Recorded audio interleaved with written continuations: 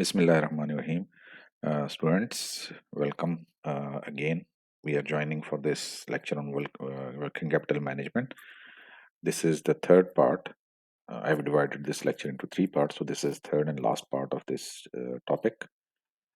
So let's start with the presentation. Okay, so we were discussing the topic of working capital management with, and we have considered one example of a company, which was this Ski Incorporation. Now we want to see that if this company, we observed this, that the company was having problem with its inventory turnover. The inventory turnover was very slow. So if somehow the company can reduce its inventory without adversely affecting sales, what effect will this have on the cash position of the company? So this is what we want to observe. Okay, so if the company can do that, that it can reduce its inventory without affecting sales, in the short run, cash will increase and inventory purchase decline. And obviously, this will reduce financing or target cash balance, right? So uh, the level of inventory is reduced, the level of cash is increased, and with increased level of cash, we don't need to go for the financing, and at the same time we can reduce our target cash balance. What will happen in the long run? The company is likely to take steps to reduce its cash holding and increase its economic value added. The excess cash can be used to make investment in more productive assets such as plant and equipment, resulting in an increase in operating income, increasing its economic value added. And alternatively, the company can distribute excess cash to its shareholders through higher dividends or repurchasing shares, resulting in lower cost of capital. Again, the result would be an increase in economic value added.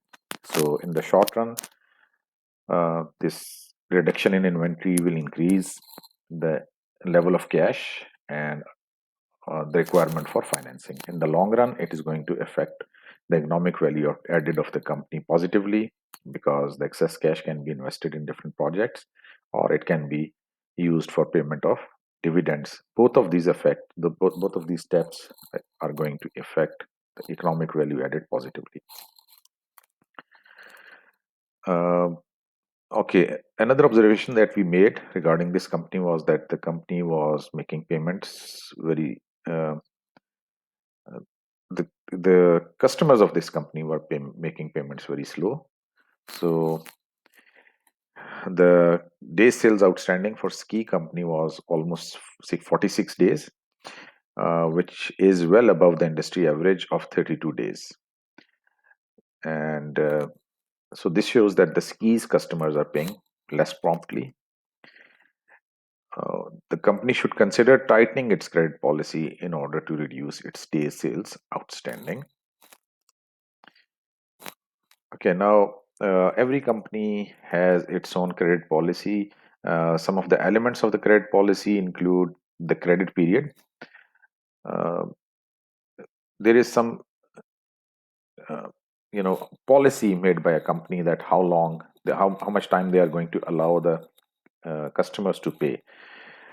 Shorten if the company has a policy in which they have a shorter credit period, so a shorter credit period will reduce day sales outstanding and average account receivables, but on the other hand it may discourage sales. So it has advantage, but at the same time you have to look into this, that you might be losing some potential customers because of your tight credit policy. So depending upon the situation, you have to come up with the credit period which is not too short, neither it is too long, which suits your requirements. Another element of the credit policy is cash discount. Sometimes the companies, they encourage the customers to make payment on cash. Uh, Obviously, then they have to give them some discount, so the price of the product is lowered. This policy attract new customers and it reduces the day sales outstanding as well. So that is one of the way through which the company can reduce the day sales outstanding by giving some cash discounts. Another thing that is the credit standard. Restrictive standards tend to reduce sales but reduce bad debts expense. So if you have very tight standard for the credit, you are not giving credit to everyone. Uh, so the result would be that you will be having lower sales, but on the other end, the bad debts will also be lower. And these fewer bad debts reduces the day sales outstanding. The fourth is collection policy. That how tough your collection policy should be, because some companies they adopt this policy that they don't allow the next they don't process the next order unless the previous order is paid off. Now if you have a very tight collection policy, day sales outstanding will be reduced, but it might damage your customer relationships as well. So these are a few elements of the credit policy which need to be addressed by the company to ensure that the day sales outstandings are appropriate and they have a optimal level of account receivables. Why? Because account receivable is a non-productive asset. The longer the account receivables stay in the balance sheet, the lesser benefit you are getting because of that. So you want to convert your account receivables into cash uh, at in a speedy manner. Okay, so uh, what is a business credit report? A typical business credit report would include the following. So once the company allow any customer to deal on credit, so first thing they need their credit report, based on which they decide what credit limit will be given to that customer, how many days will be allowed to that customer for payment, what type of credit policy will be adopted for a specific customer. For that, this business credit report is important. This business credit report include a summary balance sheet and income statement, through which obviously the company wants to establish the financial position of your of the business submitting this credit report. Then a number of key ratios with trend information can be part of this credit report. The companies ask for the reference from other parties from which this company is availing credit. So reference is important because then you can check the credit history of that party from the uh, referrals that he has offered.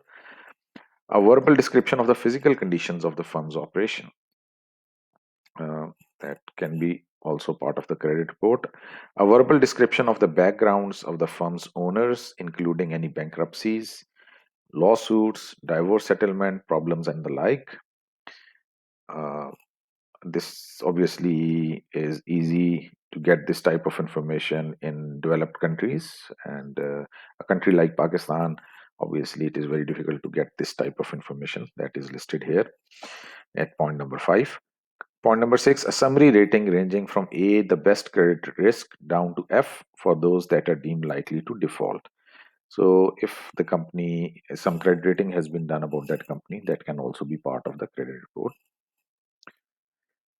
Okay, so does Key face any risk if it restricts its credit policy?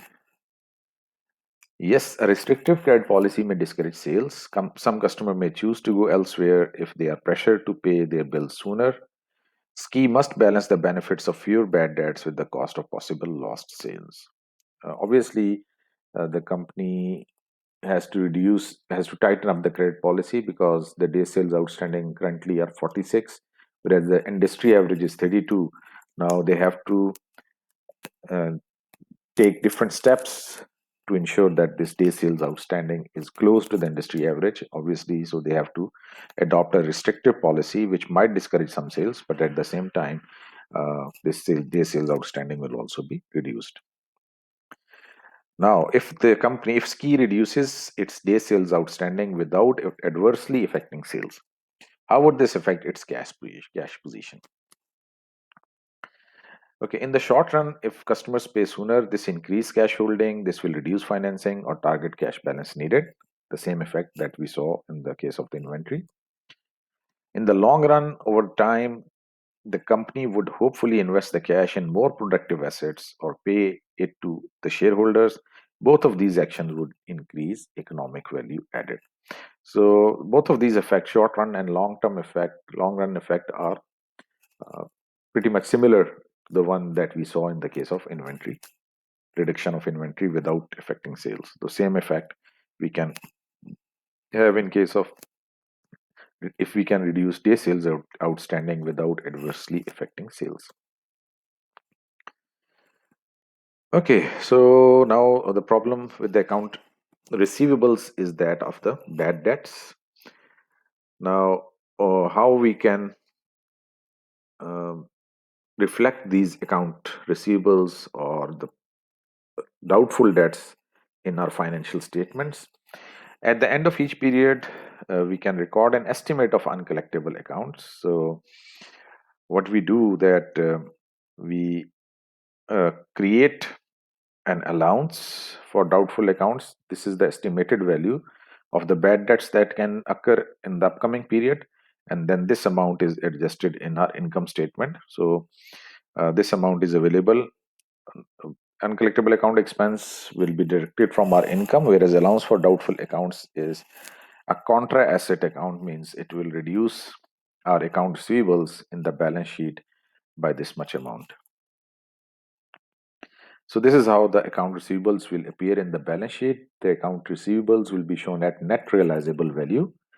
The net realizable value is the amount of account receivable that the balance expect to collect. So in the presentation in the balance sheet will be pretty much like this. Account receivable, the amount of total account receivable will be shown in the balance sheet, and then whatever allowance we have created for doubtful accounts, it will be deducted. It will be subtracted from the total account receivables to give the net realizable value of account receivables. Now, this value will be reflected in our balance sheet as the value of our account receivables. Okay, now writing off an uncollectible account receivable. When an account is determined to be uncollectible, it is no longer qualified as an asset and should be written off. So, how we are going to write off? For example, there was an account receivable from a company or from one of our customer, J. Clark. $500 were due from him, and then it was discovered that this $500 is no more collectible, rather it is a bad debt. So once this realization is made, the general entry that will be passed is we are going to debit this amount from our allowance for doubtful accounts that we created earlier and credit account receivables with this account of J. Clark. So this amount will be reduced from our account receivables, and the same will be reduced from the balance receivable from J. Clark. Now, how it is going to be, it is going to affect our net realizable value. Before this write-off, this was the position. Total account receivables were $10,000. Allowance for doubtful accounts was 2,500, and net realizable value was 7,500. Now, $500 was bad debts that were due from J. Clark are not receivable anymore. So what will happen that now our account receivables will be reduced by 500. This 500 bad debts will be reduced from account receivables. At the same time, it is going to be adjusted against this allowance for doubtful debts. So our net realizable value remain same, 7,500. So that notice that the $500 write-off did not change the net realizable value, nor did it affect any income statement account. Obviously, from the income statement, we have already deducted this 2,500, so this bad debt is not going to affect our income statement account. So at the end of each month, management should estimate the probable amount of uncollectible accounts and adjust the allowance for doubtful accounts to this new estimate. One of the principles that we follow in accounting is principle of is a matching principle. In matching principle, uh, uh, the matching principle states that the revenues of a particular month should be matched with the expenses, meaning thereby that whatever expenses we are incurring in a particular month, they should be reflected in the same month.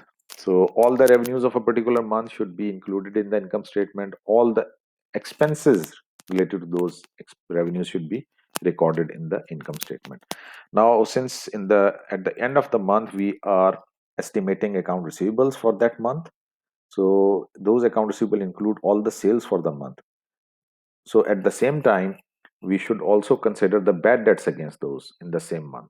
So this will be according to the matching principle. So two approaches are used to estimate the credit losses. One is called balance sheet approach and the other is called income statement approach. Now, what is the difference between these two approaches? According to the balance sheet approach, year and account receivables are broken down into age classification. What we do is that we do the aging of the account receivables at the end of the month. Now, each age group has a different likelihood of being uncollectible. Generally, those which are fresh account receivables, the chances of bad debts are less in those, and those account receivables which are older and staying there for a long period of time, those type of the chances of bad debts in among those type of account receivables are high. Now, compute a separate allowance for each age group.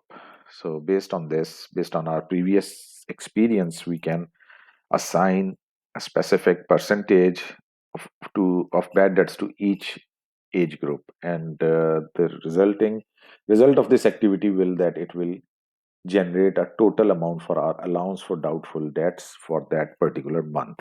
So this is the balance sheet approach, which is based on aging principle. The second, so here is the example of this balance sheet approach. The company had total account receivables of 67,000. Now the breakdown of this 60,000 according to the aging. The current account receivables which are very fresh are 45,000. Those account receivables which are past due 1 to 30 days past due are 15,000. Those account receivables which are 31 to 60 days past due are 5,000, and those account receivables which are over 60 days past due are 2,000. So basically, they divided their total account receivable into four groups: current, 1 to 30 days past due, 31 to 60 days, and over 60 days. Now, based on their previous experience and data they available, or uh, the estimate they made is that 1% of the fresh account receivables, current account receivables, can be bad debts. So 1% of 45,000 is 450. Then those account receivables which are 1 to 30 days past due, 3% of that can be bad debts. So 15,000, 3% of 15,000 is 450. The company estimated that those account receivables which are 31 to 60 days past due, 5% of them can be bad debt. So 5% of 5,000 is 250. And 10% of those account receivables which are over 60 days past due, so 10% of 2,000 is 200. We add all of these amounts, 450 plus 450 plus 250 plus 200, to get this amount of 1350. So this is the estimated bad debts for the month of December that we calculated using balance sheet approach.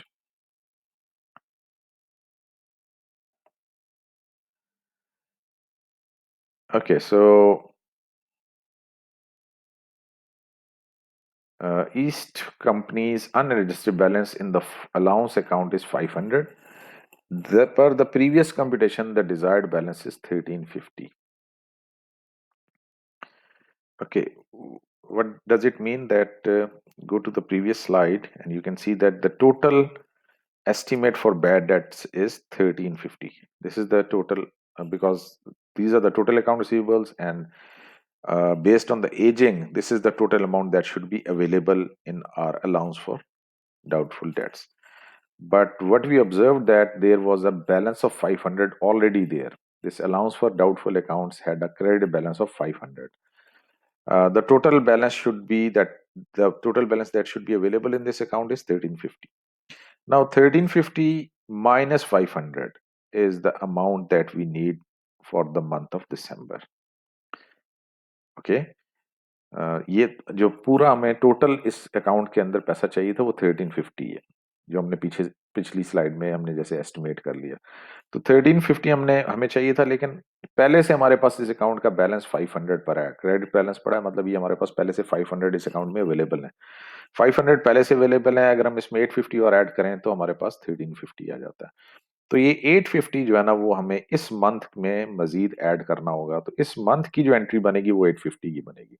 So the entry that will be made is uncollectible account expense debit and allowance for doubtful accounts credit 850.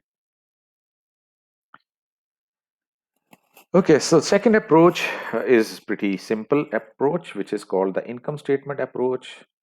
What we do in this approach is that uncollectible accounts percentage is based on actual uncollectible accounts from prior year's credit sales. ठीक है, based on our previous data, we see that in the last year what portion of account receivables were bad debts. So we can estimate that value based on the data available, and then what we can do is that we can apply the same to our current account receivables. ठीक है. So net credit sales multiplied by estimated uncollectible. This estimated uncollectible is calculated based on our previous data. So here's an example of calculating or estimating the bad debts using the income statement approach. In 2009, Company had credit sales of $60,000. Historically, 1% of East Company's credit sales has been uncollectible. So this is the data, 1% that is available in our uh, reports, that is calculated based on the available data that we have. Now, for 2009, the estimate of uncollectible account expense is 600. How this 600 is calculated? Total account receivables are 60,000. 1% of 60,000 is estimated to be bad debt. So this 600 will be the estimate for uncollectible expense for the month for 2009. This is the journal entry that we'll make. We'll deduct this amount from our income statement by passing uncollectible account expense. We'll charge it as an expense in the income statement, whereas this amount will be placed in a contra asset account called allowance for doubtful accounts, 600, and this amount will be deducted from our account receivables in the balance sheet. Okay, sometime it happens that account receivable was considered bad debt, but later on somehow that amount is recovered. ठीक है, पहले हमने उसको bad debt declare या हमारा अंदाजा ये हुआ कि वो बैड डेट हो चुका है, हमें रिकवर नहीं होगा, लेकिन later on at some later stage that amount was recovered. So subsequent collections require that the original right of entry be reversed before the cash collection is recorded. तो सबसे पहले तो हम ये करेंगे कि जो हमने पहले बैड डेट के लिए एंट्री बनाई थी उसको रिवर्स कर देंगे। जब हमने बैड डेट की एंट्री बनाई थी, हमने अलाउंस फॉर डाउटफुल अकाउंट्स को डेबिट किया था, अकाउंट रिसीवेबल को क्रेडिट किया था। अब हम उसको रिवर्स कर देंगे, अकाउंट रिसीवेबल को डेबिट कर देंगे और अलाउंस फॉर डाउटफुल अकाउंट्स को क्रेडिट कर देंगे, और फिर हम एंट्री बनाएंगे इसकी कलेक्शन की, जिसमें हम कैश को डेबिट करेंगे और इस अकाउंट रिसीवेबल को क्रेडिट कर देंगे। ठीक हो गया। तो बेसिकली हमने क्या प्रोसेस अडॉप्ट किया कि हमने पहले तो उस अकाउंट रिसीवेबल को रीस्टोर कर दिया। पहले हमने उस अकाउंट रिसीवेबल्स को रीस्टोर कर दिया, उसके लिए हमने उसको डेबिट किया और अपने अलाउंस फॉर डाउटफुल अकाउंट्स के अंदर उसको वापस हम ले आए। और दूसरा काम हमने ये किया कि हमने जो कैश रिसीव हुई उसकी एंट्री बना दी, कैश को हमने डेबिट कर दिया, और वो जो अकाउंट रिसीवेबल हमने रीस्टोर किया था अब उसके अगेंस्ट कलेक्शन डाल दी। तो ये हमारी रिकवरी हो गई of an account receivable that was previously written off. Okay, now uh, that these were the two approaches, balance sheet approach and income statement approach, which are used by different companies for recording their bad debts or for treating their bad debts. But a simpler approach is followed by some other companies, in which is called direct write-off method. And in direct write-off method, no attempt to match revenues with the expense of uncollectible accounts is made. So in that case, what happens that whenever we realize that certain account receivable is bad debt, it is no longer going to be received.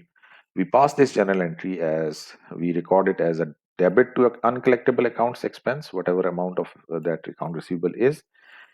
ठीक है, ये हमने income statement में से उसको minus कर दिया, अपने एज एन एक्सपेंस चार्ज कर दिया, और उस अकाउंट रिसीवेबल को उस कस्टमर के अकाउंट में से डिडक्ट कर दिया, माइनस कर दिया। तो हमारे अकाउंट रिसीवेबल भी कम हो गया और उस कस्टमर का अकाउंट भी उसके अगेंस्ट हमने एडजस्ट कर दिया कि भाई ये पैसे अब हमें रिसीव नहीं होंगे।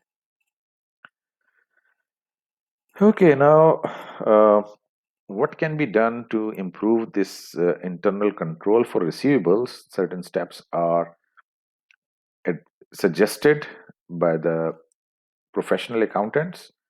First of all, maintenance of the account receivable subsidiary ledgers. So for each of the credit customer, a separate ledger account should be maintained, which should show the balance receivable from that customer. So that should be properly maintained to give us an idea that which company or which customer has to pay how much to our company.